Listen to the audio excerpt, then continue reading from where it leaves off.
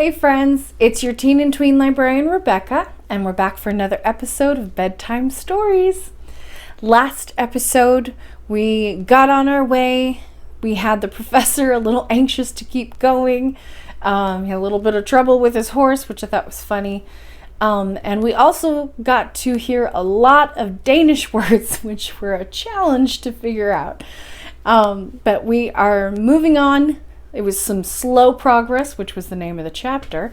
And now we're going to be hopping into chapter 13, where it's going to start moving faster and faster and faster. So I hope you guys are ready for this journey, because it's happening and it's getting sooner and sooner till we finally get to the crater of Sneffels. So join me tonight as we learn a little bit more about Icelandic hospitality in chapter 13.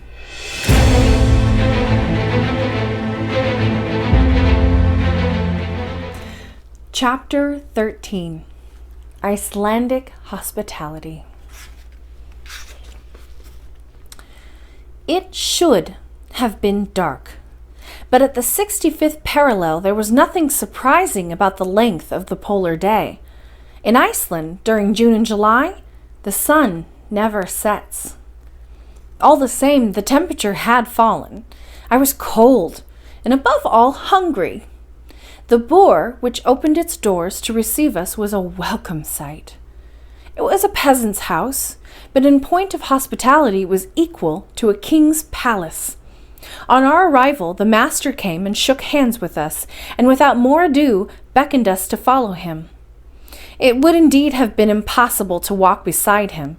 A long, dark, narrow passage led into the house, which was built of roughly squared beams, and gave access to each of the 4 rooms: the kitchen, the weaving shop, the badstofa, or family bedroom, and the visitor's room, which was the best of all. My uncle, whose height had not been taken into consideration when the house was built, inevitably bumped his head several times against the beams of the ceiling.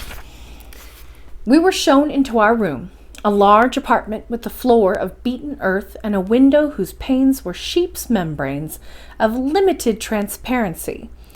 The beds consisted of dry hay heaped into 2 wooden frames, painted red and decorated with Icelandic sayings.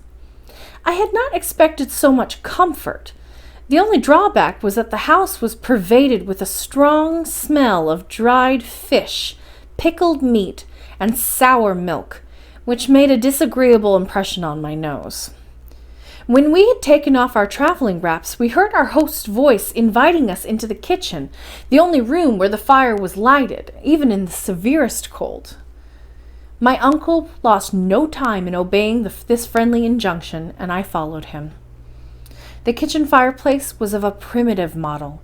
In the middle of the room there was a stone to serve as a hearth, and in the roof a hole to let out the smoke. This kitchen also served as a dining room. When we came in, the host, as if he had not seen us before, greeted us with the word "Selvertu," which means "be happy," and came and kissed us on the cheek. After him, his wife pronounced the same word, accompanied by the same ceremonial. Then the 2 of them, placing their right hands on their hearts, gave a low bow.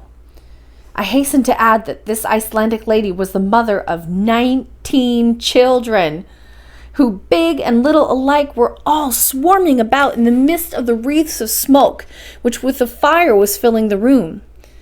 Every few moments I noticed a little fair-haired kid with a somewhat melancholy expression appearing out of this cloud. It made me think of a circle of unwashed angels. My uncle and I were very friendly to this brood, and soon there were 3 or 4 of the children on our shoulders, as many on our knees, and the rest between our legs. Those who could talk kept saying "Selvertu" in every conceivable tone of voice, while those who could not shouted all the louder. This concert was brought to a close by the announcement that supper was ready. At that moment our guide returned from feeding the horses, that is, from taking the thrifty course of turning them loose to graze. The poor animals had to be content with cropping the scanty moss on the rocks, and some not very nourishing seaweed. The next day they would not fail to return of their own accord to resume work. "Selvertu," said Hans. Then quietly, automatically, without one kiss being any warmer than another, he kissed the host, the hostess, and their 19 children. When this ceremony was over, we sat down, 24 in number, and therefore literally one on top of the other. The luckiest only had 2 children on their knees.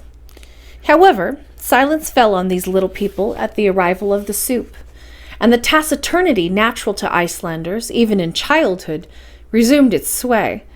The host served out to us a soup made from lichen, and by no means unpleasant, and then a huge piece of dried fish swimming in sour butter, which was 20 years old, and therefore, according to Icelandic ideas of gastronomy, vastly preferable to fresh butter. With this, there was some skyr, a sort of clotted milk, accompanied with biscuits and seasoned with the juice of juniper berries, and to drink we had a thin milk mixed with water, which they called blanda. Whether this strange food was wholesome or not, I am not in a position to judge. All I can say is that I was hungry, and at dessert I drank a thick buckwheat broth down to the last spoonful. As soon as the meal was over, the children disappeared, and their elders gathered round the hearth, where there was a fire of peat, briar, cow dung, and dry fish bones. Then, after this warming up, the various groups retired to their respective rooms.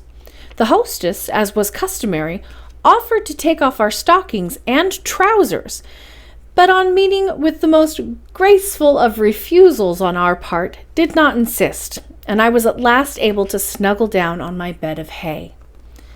At 5 o'clock the next morning, we took leave of the Icelandic peasant, my uncle persuading him with some difficulty to accept a suitable remuneration, and Hans gave the signal for departure. 100 yards from Gardar, the ground began to change in character.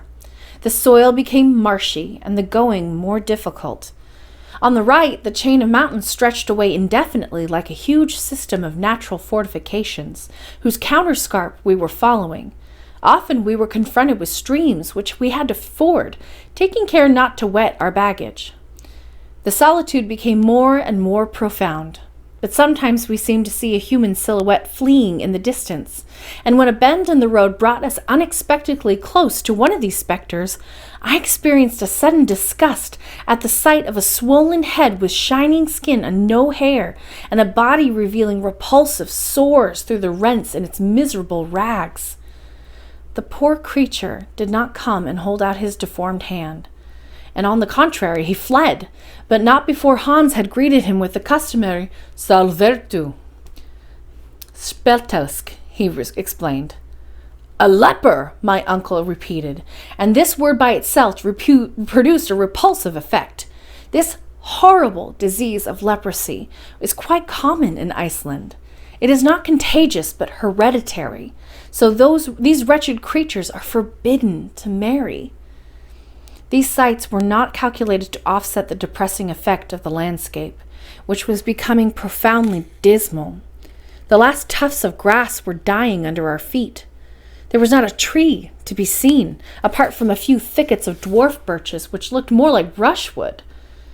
Nor were there any animals, except a few horses for which their owners had no food, and which were roaming wild over the dreary plains. Now and then we saw a hawk soaring among the gray clouds, and then darting away towards southern climes.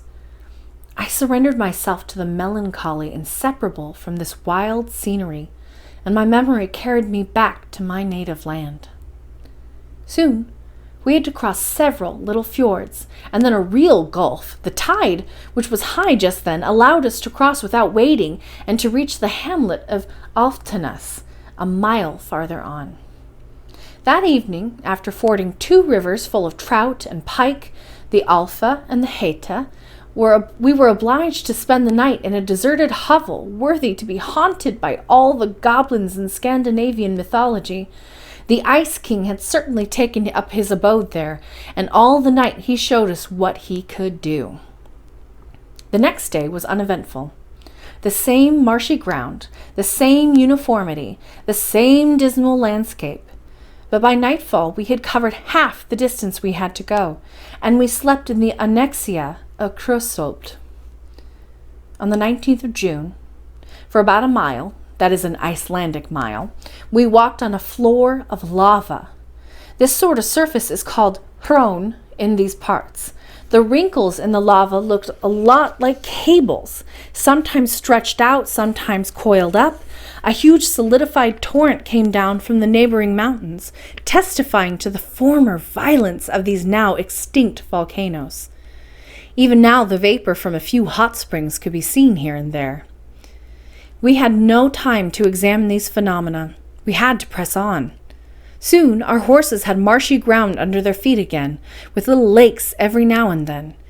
We were heading west, having rounded the great bay of Faxa, and the two white peaks of Sneffels appeared in the clouds less than 5 miles away. The horses were making good progress, unimpeded by the difficulties of the terrain. For my part, I was beginning to feel very tired, but my uncle remained as fresh and upright as on the first day. I could not help admiring him as much as the guide, who regarded this expedition as a mere excursion. On Saturday, the 20th of June, at 6 in the evening, we reached Budir, a village on the seashore, where the guide claimed his promised wages. My uncle settled with him. It was Hans's own family, that is his uncles and cousins, who offered us hospitality here. We were well received, and without wishing to impose on the kindness of these good folk, I would have gladly stayed with them to recover from the fatigue. But my uncle, who had no fatigue to recover from, would not hear of it, and on the next morning we had to straddle our faithful animals once more. The ground revealed the proximity of the mountain, whose granite roots protruded from the soil like those of an old oak. We were skirting the huge base of the volcano. The professor never took his eyes off it, gesticulating as if he were challenging it and saying, "So this is the giant I'm going to defeat." Finally, after 4 hours walking, the horses stopped of their own accord at the door of the parsonage at Stapi. And that's the end of chapter 13. Thank you for joining us for another episode of Bedtime Stories. Make sure you never miss an episode by subscribing to the library's YouTube channel. You can also find out what's happening at the library by visiting us on Facebook, Twitter, or Instagram. Or you can always just go to the library's website. I hope to see you again for the next episode of Bedtime Stories, but until then, be well and sleep well.